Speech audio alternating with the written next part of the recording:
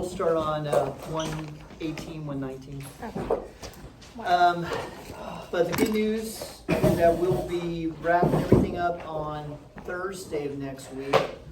And then we'll have a little bit of review on Thursday of next week, and you have your quiz the following Friday. Okay, so, and then of course you have your test on the following Tuesday.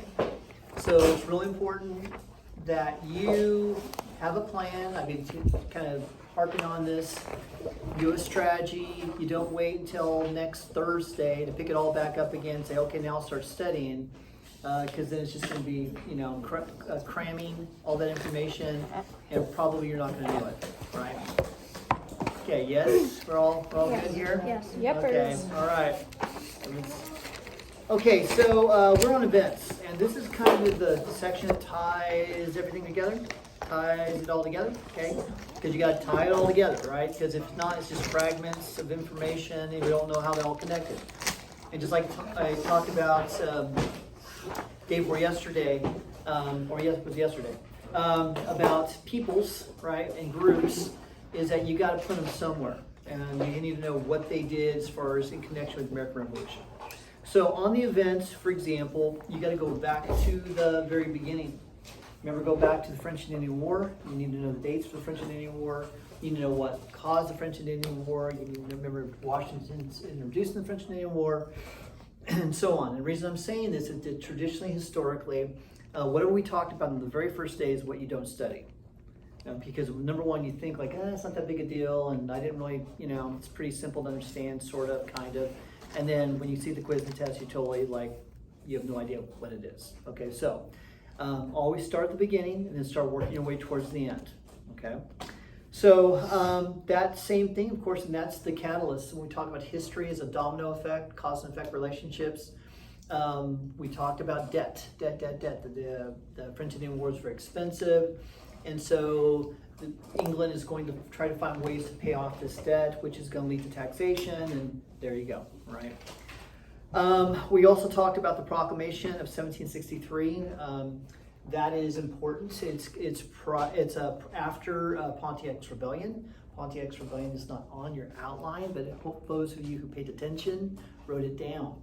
Okay, and so Pontiac's Rebellion is again an example of how salutary neglect is starting to change. You should know what salutary neglect is, and how the Americans are getting kind of ticked off that the British are kind of telling them what to do, just like rebellious teenagers sometimes don't like being told what to do. And so, it's going to escalate.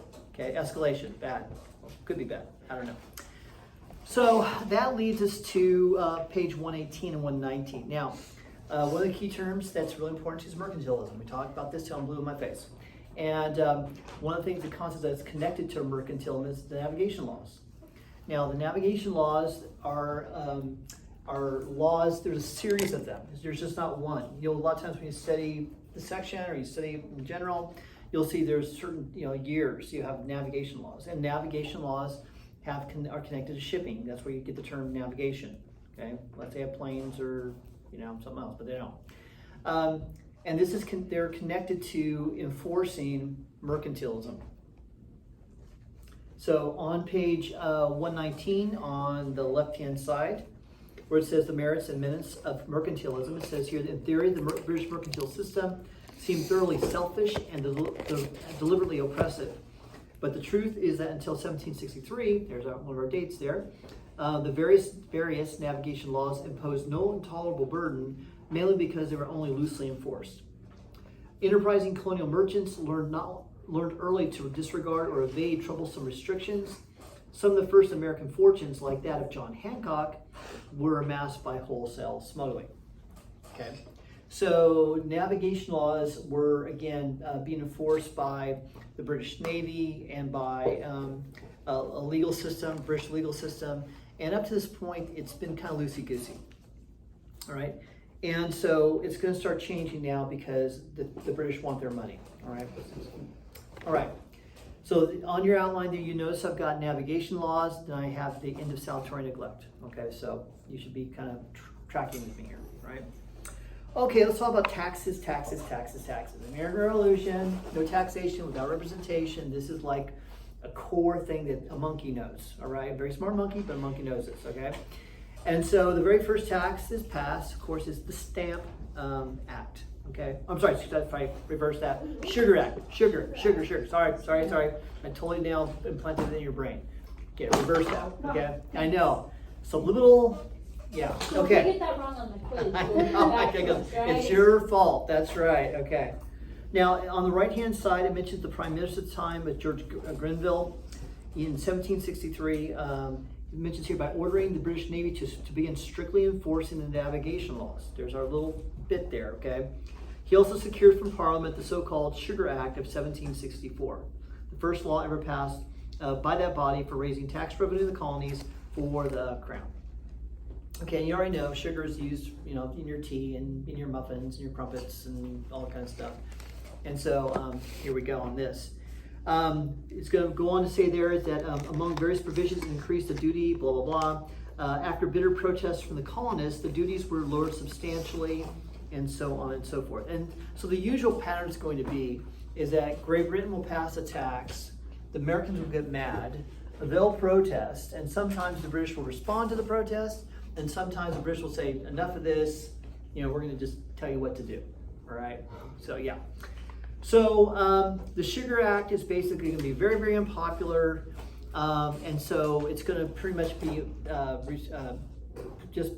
repealed, essentially, which is going to lead to the Stamp Act. Okay, on page 120 in your textbook, mentions in 1765, Grenville imposed the most odious measure of all, the stamp tax. And so, like you saw in the John Green video, it's on every paper product. So if you have newspapers, if you have legal documents, you have playing cards, anything that's made out of paper, they would have to have a stamp on it. Hence, stamp tax. Okay. Oh, it's tax. Not Yeah. tax. Yes. And the idea being, of course, is it's adding you to pay an extra charge for those products to buy them. And if you look down to the next paragraph, it says, Grenville regarded all these measures as reasonable and just. He was simply asking the Americans to pay a fair share of the costs for their own defense, so on and so forth. So let's talk about this real quickly. Is that the Americans already taxed themselves. Okay, all the colonies had needs. They had infrastructure stuff, like where they have to build bridges or build roads, or they have to pay a governor or something like that, or even a church, perhaps, if it's an establishment type deal. And so the Americans would voluntarily create taxes on themselves. Okay, and they were okay with that. All right. This is different. Okay, they would argue because they have no say. Right, this is that whole thing about no taxation without representation, and the British Parliament. There's almost like a conflict between interpreting this, because Parliament, which has the British Empire, would say, we're the mother country, right? We're in charge. We pretty much you're under our authority, and so if we tell you to do something, you're supposed to do it, right? And the Americans are starting to go like, no, we have rights, okay? And so this is tension going back and forth between kind of like a power and rights. Who's got the final say at the end of the day, right? And so what's going to happen is that the British are going to start really kind of stepping on the toes of the American colonists besides navigation laws. Another thing you'll see here is our admiralty courts, okay, admiralty courts. And admiralty courts, you hear the word admiralty, so there's a kind of naval connotation there, admiral, navy, okay? And these are special courts set up to enforce not only the navigation laws, but also violators of the Stamp Act. And the idea being is that, and I'm just going to read it here, you get the idea here. It's kind of on that left-hand side. Both the Sugar Act and Stamp Act provided for trying offenders in the hated admiralty courts, where juries were not allowed. Okay, so if you're an Englishman and you've grown under Magna Carta and English tradition, legal tradition, one of the freedoms you had or protections you had was trial by jury. Okay, if you get arrested for something, trial by your peers, right? If you know what a jury is, right? This idea that you were innocent until proven guilty. You may have heard that before. That goes back to our English traditions, all right? And the admiralty course basically just subverts that. It just basically says, if you get arrested, you get sent to an admiralty court. There's no jury.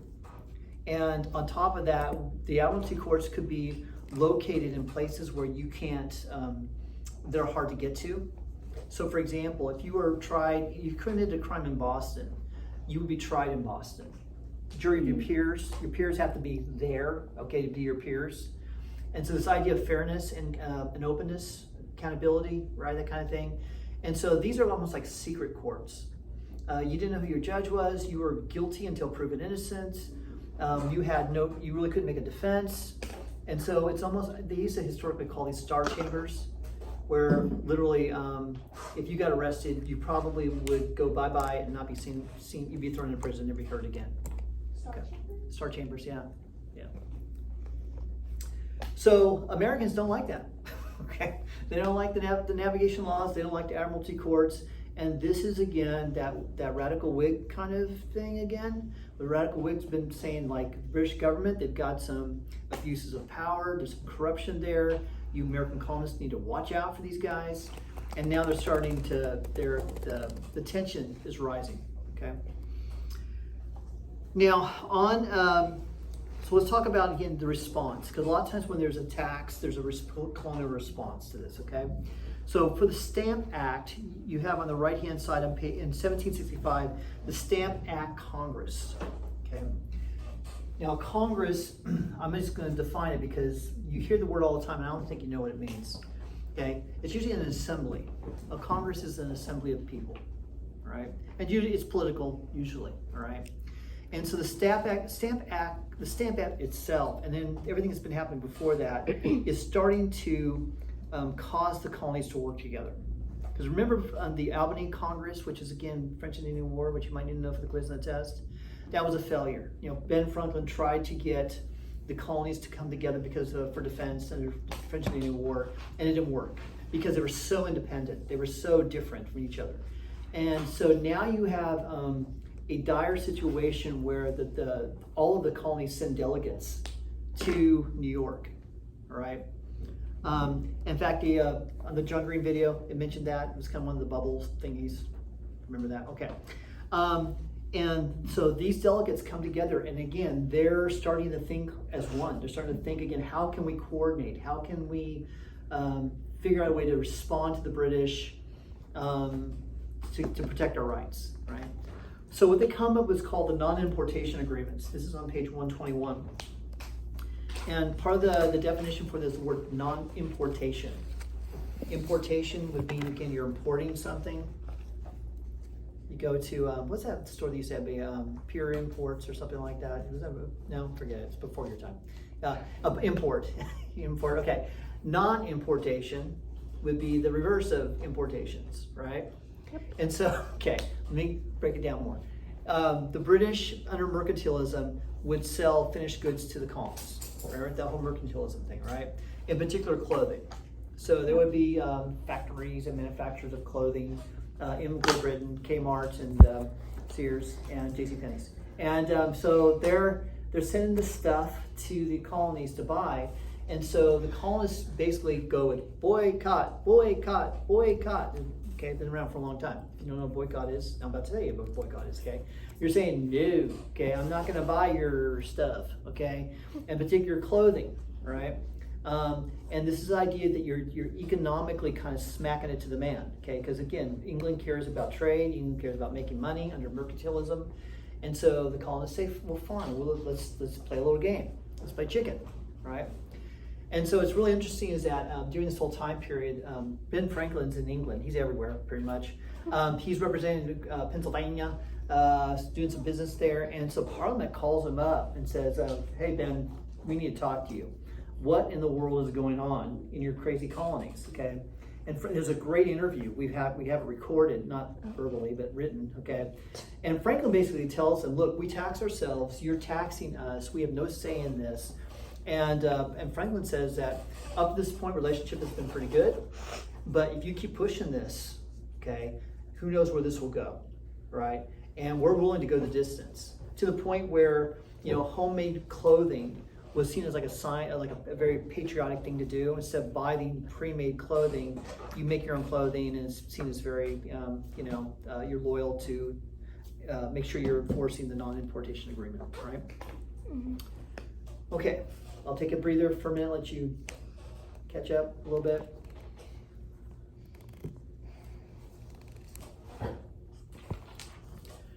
Well, how bad could it get? Pretty bad. Yeah. Okay, so England says thanks for nothing. And what they decide to do, they actually will rescind. This is on page 122 in your textbook. Because remember, England doesn't get it. England, the Parliament doesn't get it. They look upon the American colonies as kind of these cranky, ungrateful, disloyal upstarts, and particularly Massachusetts and Virginia. Those are the two big colonies that have the Sons and Daughters of Liberty. Like, these are the leaders are coming from these particular, and there's a reason why, by the way. Virginia and Massachusetts are producing the John Adams and the Benjamin Franklins and George Washingtons and all this kind of stuff. Now, so they rescinded. The Parliament says, okay, Stamp Act gone, boom. America goes, yay, we win. It worked. Up yours, England, or whatever. Defiance. Okay, Black Panther. Okay, anyway, so Okay. But Grenville goes not so fast there. 1766, they passed what's called the Declaratory Act. And so the Declaratory Act basically says, okay, enough of your protests, enough of your boycotts, enough of this, enough of that. We're going to tell you what to do.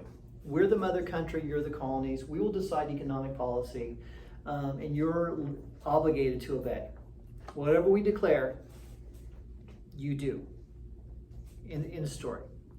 And England basically puts their foot down and says, enough is enough.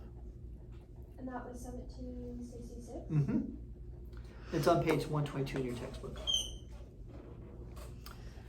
So the next year, England passes what's called the Townshend Acts. And it's a little tricky because now these politicians are trying to find ways to slip taxes past they're hearing what the colonists are saying about taxes. I'm trying to find ways to get around it, which is not really getting around it. And so the Townshend Acts are going to pass duties or taxes on certain items. In this case here, this is on the right-hand side of page 122, on glass, lead, paper, paint, and in particular, tea. The old tea.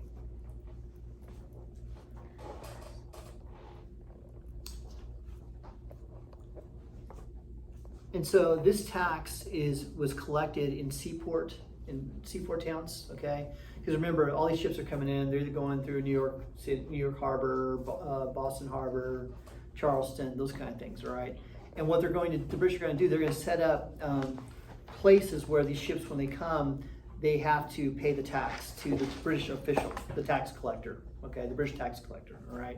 And to make sure that these taxes are being collected, they start sending British troops to these port cities to basically back up these laws, which again make the Americans really nervous.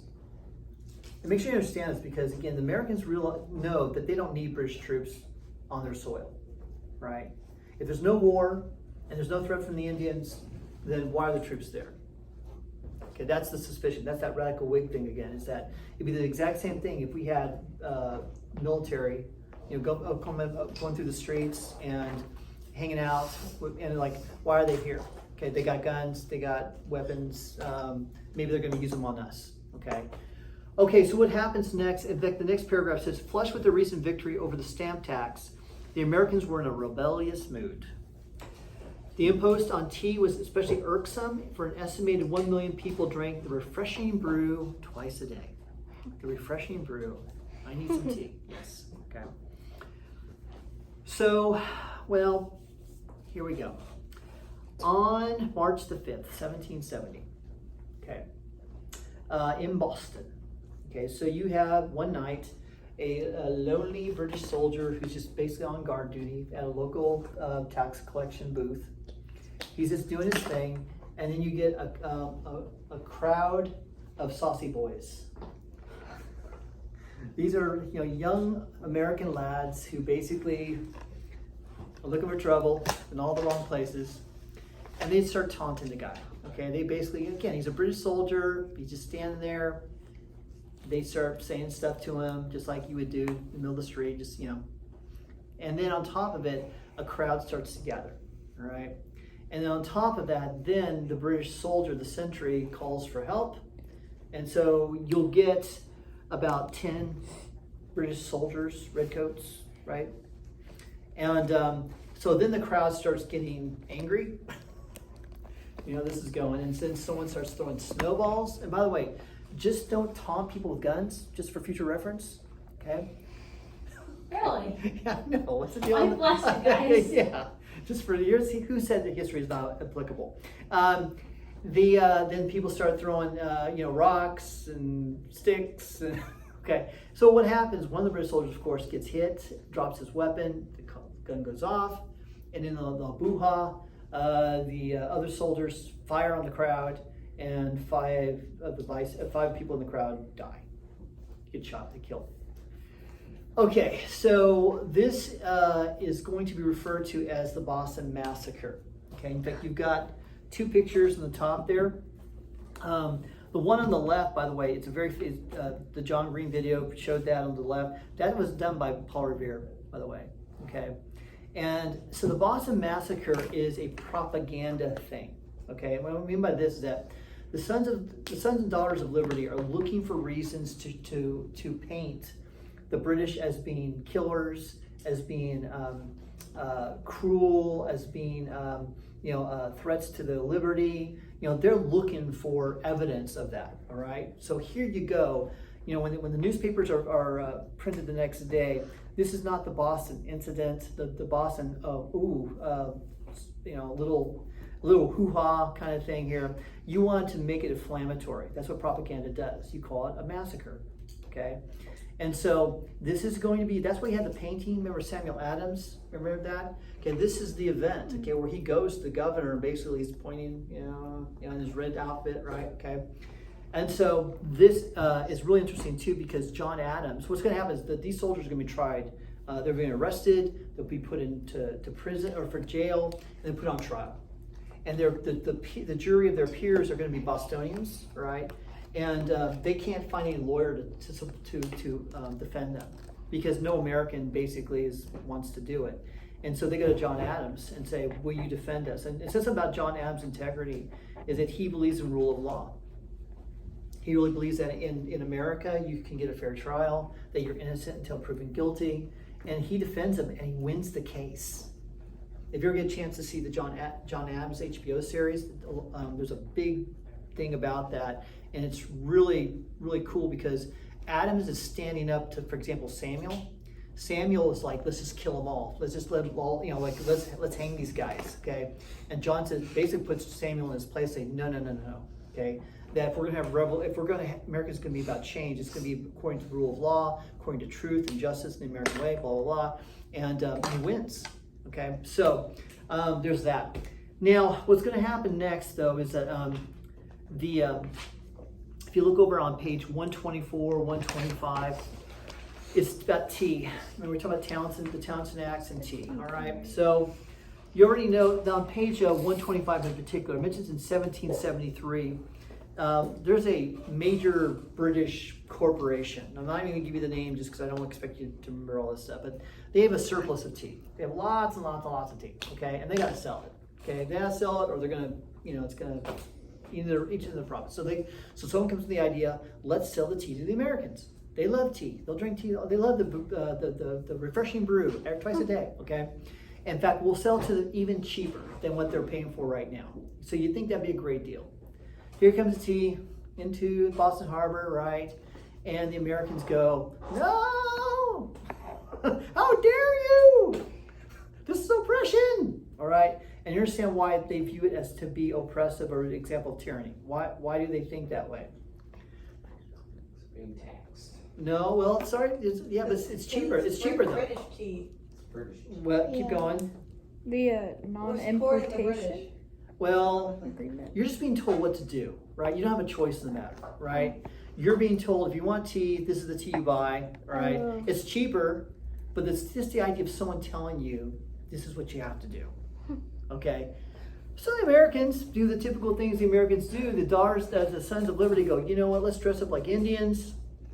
We'll go on those ships that have all this tea, and we're going to practice civil disobedience. Okay, so they're escalating this. They say literally they're going on these ships. They take private property. They destroy the private property. They dump all the tea in the bay. And everybody goes, "Yay! We're Americans. You know, stick it to the man. You know, we don't need your stinking tea. There'll be no repercussions." Ha. Okay. So this happens in 1773. The book will mention, your textbook will mention that tea is a perfect symbol to rally around, as almost every colonist, rich or poor, consumed this imported caffeinated beverage, just like what you guys drink all the time. All right, so it could be tea.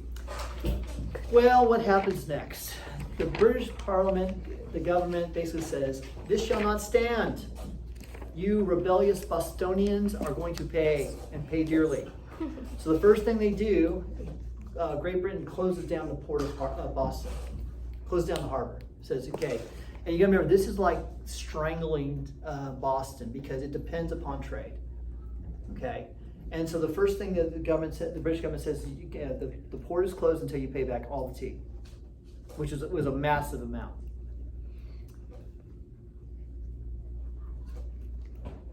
And then on top of it, they say, okay, Massachusetts, you've been too rowdy, you've been too rebellious. They go and they take their charter away from them. The charter, yeah. Oh, is that the line thingy? The line thingy? Your charter, you know what a charter is? It Your says, charter like, is, you can have that land, right? well, no, that's like a deed, but a charter is the legal right for your existence. That in other words, the government gives you this deed or this document that says you are officially, legally a colony. These are your boundaries. These are your rights. It's almost like their little mini constitution kind of thing that's been granted to them by the government, by the king, by Parliament. Okay, and by taking away your charter, you basically are taking away their legal right to existence. I mean, it's a blackmail kind of thing. Okay. Okay, another thing that happens, and you're going to see a number of times, is the term the Quartering Act. Quartering Act. Now, there's going to be numerous quartering acts. And so if you're a quartermaster, you know what a quartermaster is in the military? No, you're not. Okay, so quartering is this is how you, when you're in the field, okay, you got to eat. You need shelter, right? You need supplies, okay? Now, again, remember the British Army is in this foreign country, in this area, and so you think, well, they're just going to camp out, or they're just going to be in some place that's, isolated, whatever. The British government says no. If the British troops, if we send them to the colonists have to provide for their needs. They have to give them food, they have to give them shelter, they have to take care of their horses. They have whatever the British troops need. The colonists have to provide for that.